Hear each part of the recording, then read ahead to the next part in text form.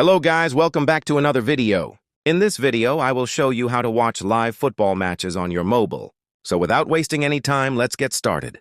First, go to the App Store or Play Store and in the search bar type Tamasha app. Sometimes it may not work in your country. If that happens, you can simply change your region in settings or connect to a VPN set to Pakistan. Once you do that, you will be able to use the Tamasha app. There is also a website available, so you can search for it online as well. After downloading, make sure the app is updated to the latest version. Then open the app and go to the sports section. Here you can find Premier League matches and live streams. You can watch them by purchasing a subscription on the Tamasha app. So that's it for this video. Make sure to like and subscribe for more. Until next time, see you soon in another video.